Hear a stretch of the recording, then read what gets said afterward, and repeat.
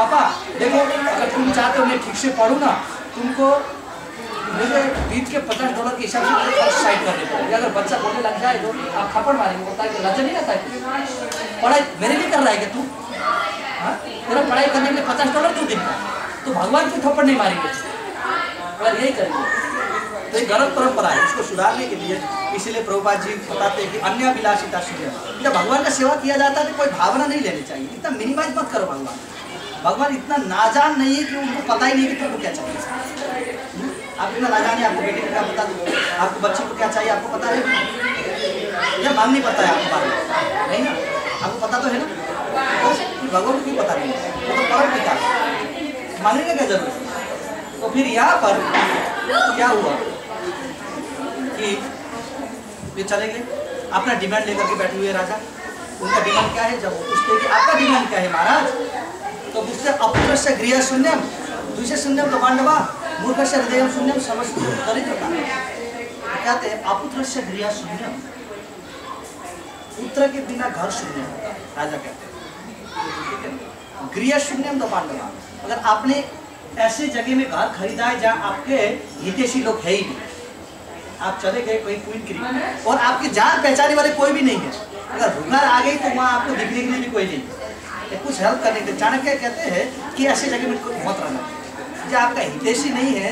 कभी भी आप घर खरीदने का कोशिश करते हो तो ये दिखनी चाहिए कि नेबर्स कौन है वहाँ पर, मेरे जान पहचान वाले कौन है, कौन से भक्त वहाँ रहते हैं, जो हमारे ही नेचर वाले भक्त है। तो कहते हैं मूर्खस्य हृदय शून्यम अपुत्रस्य गृह शून्यम द्विष शून्यम स पांडवा मूर्खस्य हृदय शून्यम। फूल्स हार्ट इज, मान लीजिए कोई आदमी बहुत धनवान है, ठीक है ना, सब कुछ है उसके पास, परंतु एक नंबर का मूर्ख है। मतलब क्या हुआ, मूर्खों के पास हथियार होना क्या शिक्षा करता है, उसको खूनी बना देता है। तो इसी प्रकार से जो व्यक्ति के पास भगवान के प्रति भक्ति नहीं है, भागवत कहता है यशस्थ भक्ति भगवती रकिंचन, भगवान के प्रति जिसके पास भक्ति नहीं है, दूसरी चीज हो, बोलता है ये नालायक है। मूर्खस्य हृदय शून्यम सर्व शून्यम दरिद्र। तो फिर लास्ट में कहते हैं कि अगर किसी व्यक्ति के पास सब कुछ है, 5 बच्चे हैं, 5 बेटी है, 2 घर है, घर की बात छोड़ दीजिए क्योंकि दरिद्र का बात है, तो बच्चे सब कुछ है, माता है, पिता है, परंतु जन्म से लेकर आज तक उसको कभी जॉब तो मिला ही नहीं, तो घर शून्य होगा कि नहीं होगा, क्योंकि उसके पास कमाई नहीं। तो बोलते ये 4 चीज घर को शून्य करता है। तो वहाँ राजा कहते हैं मेरे घर में संतान नहीं तो मैं शून्य हो गया, तो इसीलिए संतान के कामना के कारण से मैं आकर के भगवान की पूजा कर। तो ये जो बनैया था तो बोला अरे भाई तुमने तो बहुत अच्छा रास्ता अपनाया, मतलब मेरे पास भी कोई संतान नहीं है और तुम मुझे भी बताओ कैसा करूँ ये क्या करूँ संतान पाने के लिए। तो उनने जो ये मर्चेंट थे उनको भी भगवान विष्णु के पूजन का रास्ता दिखा दिया। तो भगवान विष्णु का आप पूजन कर रहे हैं, तो घर चले गए, अपनी पत्नी को बोलते हैं कि पत्नी जी हमारा शादी करते हुए 20 साल हो गया परंतु बच्चे नहीं हुआ, मैंने आज कुछ ऐसा रास्ता लाया हूँ जिससे हमारे घर में संतान हो जाए। तो उनकी पत्नी कहती है जय हो। उनकी पत्नी कौन थी, कलावती, लीलावती। तो लीलावती बोलती है कि चलो शुभम से शुभम, तो जल्दी करो, आओ पंडित को बुलाते हैं, संकल्प चालू करते हैं और पूजा चालू करते हैं, अभी करो। तो बोलती है कि देखिए आज ये मैंने बहुत सामान खरीदा है, अगर आज ही नहीं बेचूंगा तो बिगड़ जाएगा।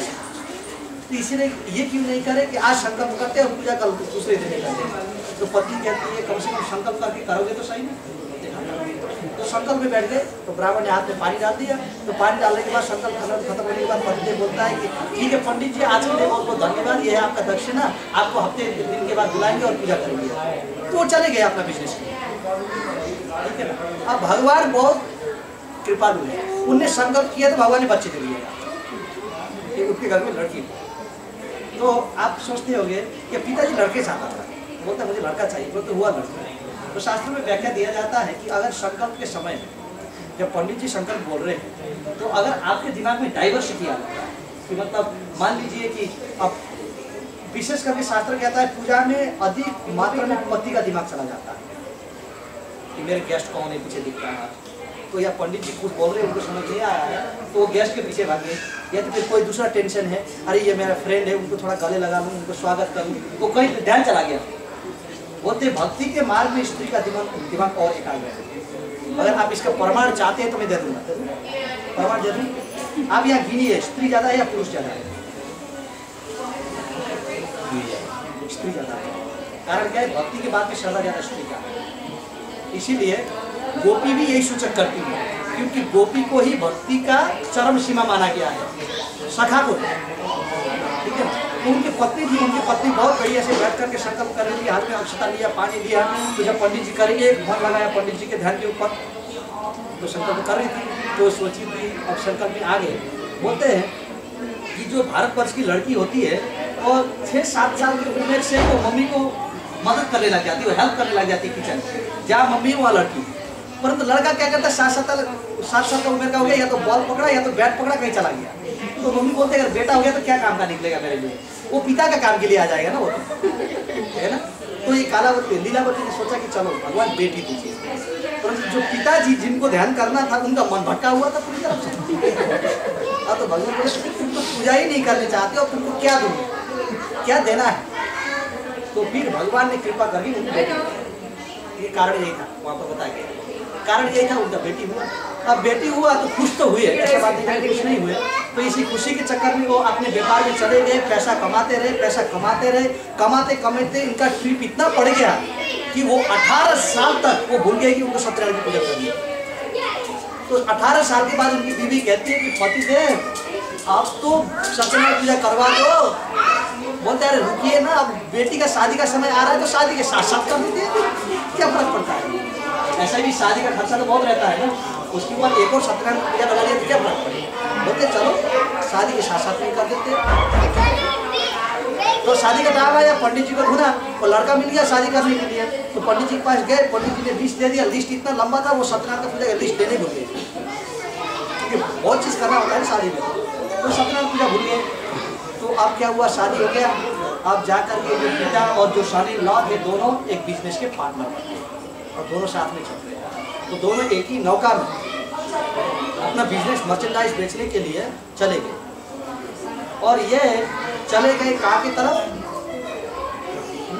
राजस्थान की तरफ चले गए। और राजस्थान की तरफ चले गए, जाते जाते रास्ते में रात हो गए तो एक धर्मशाला में रह गए। तो अब इस समय में भगवान सोचे इनने इतना व्रत लिया है, इतने संकल्प किया है, अब मैं जाकर के पूजा तो ऐसे ही रह गया ना खड़े का खड़े, अब इसको कुछ शिक्षा देना होगा, कुछ सिखाना क्या होगा। तो उस दिन में भगवान ने अपने माया शक्ति द्वारा जहाँ वो रहते थे उसी स्थान के नजदीक एक बहुत बड़ा विशाल राज्य का सृष्टि किया, वो भगवान का सृष्टि था। तो उस राज्य में उनने कुछ चोरों का सृष्टि किया और उसके बाद में राजा का सृष्टि किया और सबका सृष्टि हो गई वहाँ पर।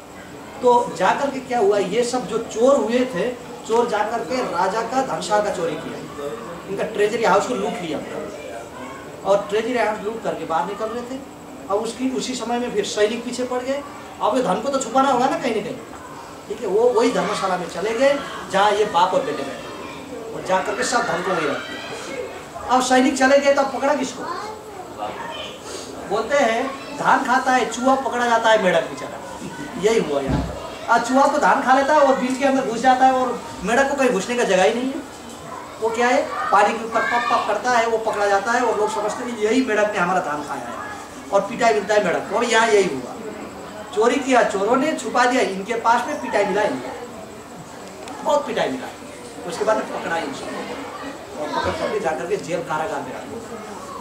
अब कारागार में रखने के बाद जो ये चोर थे, ये चोर जाकर के जो ये साधु नाम का मर्चेंट के घर में चले गए, घर में जाकर के उस घर को लूट लिया। अब ऐसा लूटा कि उनने गैस का सिलेंडर भी नहीं छोड़ा, पकाने का बर्तन भी नहीं छोड़ा और उसके बाद न कोई मक्का, न कोई धान, न कोई आटा, कुछ भी नहीं छोड़ा, सब कुछ शून्य कर दिया।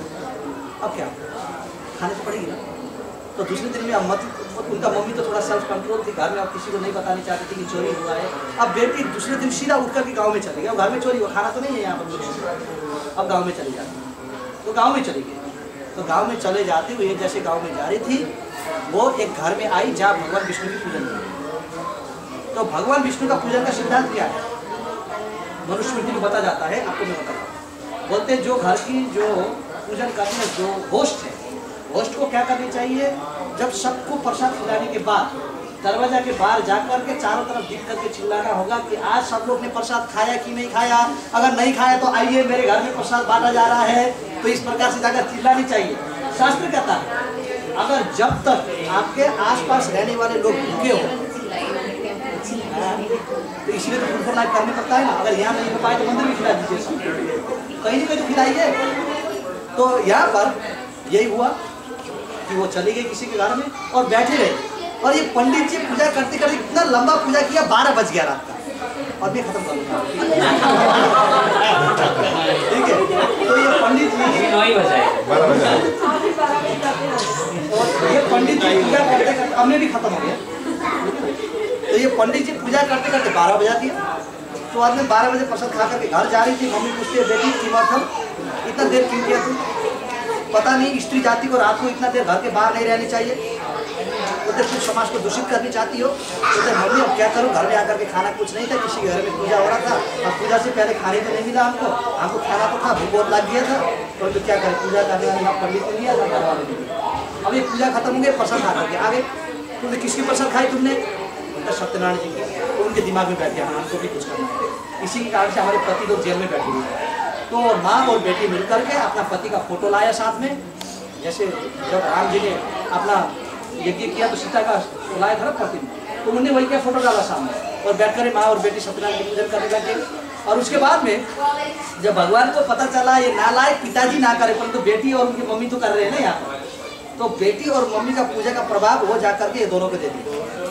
तो भगवान उस दिन में वो राजा जो थे उनका माया शक्ति के राजा, उनके पास आकर के भगवान ने सपने में बताया कि अरे महाराज कल 4 बजे सुबह तक अगर ये मर्चेंट और उसका बेटा को तुमने जेल से बाहर नहीं निकाला ना, मैं तुमको जला करके राख करूँ। डरने की बात तो है ना, जब भगवान ने बोल दिया जला के राख करूँ। तो अब क्या हुआ, राजा ने इमीडिएट पार्लियामेंट हाउस मीटिंग बुलाया। बोला ऐसे सपने में आया है भाई, 4 बजे इकट्ठा हो जाओ सब लोग, क्योंकि 4 बजे तक ही करना है मुझे। तो जब बुलाया क्या हुआ, तो फिर उन्होंने बोला देखो अब भगवान विष्णु को बहुत खुश करना होगा, जो ये मर्चेंट थे इनको आधा राज्य भी दे देते हैं और उसके बाद में जो उनका सामान था वो भी दे देते हैं। तो सब सामान के साथ राज्य लौटा दिया। तो घर की तरफ जा रहे थे, भगवान बोले आज इनका परीक्षा करता हूँ क्या होगा, ये सुधरे कि नहीं सुधरे। तो भगवान फिर एक बूढ़ा सा रूप धारण करके इनके पास गए और इनके नौका में बैठे हुए बोलते हैं एतत् किम, बोलते ये क्या है तुम्हारा? बोलते किमपि नास्ति केवल पत्ती ही पत्ती। मतलब दूसरे एक बार चोरी हो चुका है ना, तो इसका सीधा बात बता देगा। हो सकता है ये कोई हट्टा-कट्टा आदमी के साथ इसका संधि हो, बता देगा तुम्हारा कुछ भी नहीं, केवल पत्ते पड़े हुए हैं। तो भगवान ने बोल दिया तथा चल ले लो, पत्ते ही दे दो। तो भगवान ने पूरा कमाल है फिर इसके अंदर, तो उन्होंने भगवान के साथ झूठ बोला। तो इसलिए भगवान के साथ क्या करते झूठ नहीं बोलना चाहिए। अगर आपके पास धन है, भगवान दे रहे हैं, तो ये नहीं बोलना चाहिए भगवान मेरे पास कुछ नहीं है। भगवान बोले बेटा फिर कुछ ही नहीं रहेगा। उनके सबसे झूठ बोलो भगवान से, जब होता है तो बता भगवान बहुत क्या है। तो यहाँ पर यही हुआ, झूठ बोला और उसके बाद सबसे थे। तो अब नाव का हल्का हो रहा था थोड़ा सा, आई भी टाइप अब कहानी इतना लंबा भी क्या। तो अब क्या हुआ कि अब ये चले गए, नाव का हल्का हो रहा था। तो वो बेटे को बोलते बेटा देखो तो सही क्यों इतना हल्का हो गया, बोलते केवल पत्ते पड़े हुए हैं। तो बोले कि कहीं हमने भगवान विष्णु को तो अपराध नहीं किया, बुरा लगता है विष्णु था। तो वो ढूंढ के चले गए, बूढ़े को कोई गंगा के तट में दिखा और उनके शरण में पड़ करके बोला कि प्रभु क्षमा करें आपसे झूठ बोला। बोला चलो जाओ तुम्हारा सोना और मणि से उठेगा। तो चले गए। अब वो जा रहे थे, अब पिकअप कॉल के लिए अपनी वाइफ को बुलाया, बोला हम लोग आ रहे हैं बहुत सामान लेकर के, हमको पिकअप करने आना तुम लोग। अब उनको पता नहीं था वहाँ पूजा हो रही थी। तो अब क्या हुआ, पूजा खत्म ही हो रहा था परंतु प्रसाद खाना बाकी। तो मम्मी बोली कि बेटी मैं चली जाती हूँ, तुम पूजा में बैठ करके प्रसाद खा के आना, पूजा खत्म करके आना। तो मम्मी चली गई। अब मम्मी चली गई तो मेरा तो अभी नहीं शादी हुआ है, मैं क्यों रहूँगी यहाँ पर, मेरा पति का क्या हालत है, मैं चली जाती हूँ वहाँ पर। तो वो भी पीछे पीछे भाग गई, गंगा के तट में चली गई और वहाँ जाते हुए पूरा नौका डूब गया। तो फिर अब तक वो रियलाइजेशन में आ चुके थे। तो पिताजी पूछते बेटी तूने कोई गलती तो नहीं किया यहाँ पर, क्योंकि वो पिताजी निकल चुके थे, जो उनका पति थे वो नौका में थे, तो वो डूब गया। तो कुछ गलती तो नहीं किया? बोले हाँ हमने तो सत्यनारायण की पूजन करना चालू किया था और सब कुछ खत्म हो गया था, प्रसाद नहीं खाया, तो यही हुआ। बोले चलो प्रसाद खा के आ जाओ, सब कुछ ठीक होगा। लोग चले गए और प्रसाद खा के आए। आप लोग भी बिना प्रसाद खाए जाएंगे, कहीं आपका टाइम पूरा ना हो जाए। तो भगवान का प्रसाद सबको खाने चाहिए। तो ऐसा यह है सत्यनारायण की महिमा। और एक राजा थे जो प्रसाद का अपमान किया। 2 मिनट जो राजा एक जंगल में गए शिकार करने के लिए, उस समय में जंगल में सत्यनारायण जी का पूजन हो रही थी, तो राजा के सैनिक लोग ने राजा के लिए प्रसाद लेके चले गए। राजा बोलता है तो ये क्या है, मैं इतना बड़ा राजा हूँ, सोने के थाल में खाने का आदत पड़ गया, तुम लोग एक पत्ती भी खिलाती, मुझे लज्जा नहीं आती है। तो उन्हें सीधा प्रसाद फेंक करके जमीन में, भगवान प्रसाद।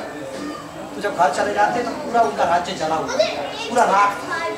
उनके राजपुरोहित कहते हैं कि तुमने भगवान विष्णु का अपमान किया है, तो इसीलिए तुम कंगाल हो गए, जाकर के जंगल में जाके ठीक से भगवान विष्णु का पूजन करो, प्रसाद खाओ, आओ सब कुछ मिलेगा। तो जाकर के भगवान विष्णु का पूजन किया और सब कुछ उनको वापिस मिल गया। यही श्री सत्यनारायण की कथा का महिमा है। बोलिए श्री सत्यनारायण भगवान की जय। आरती ना आप सब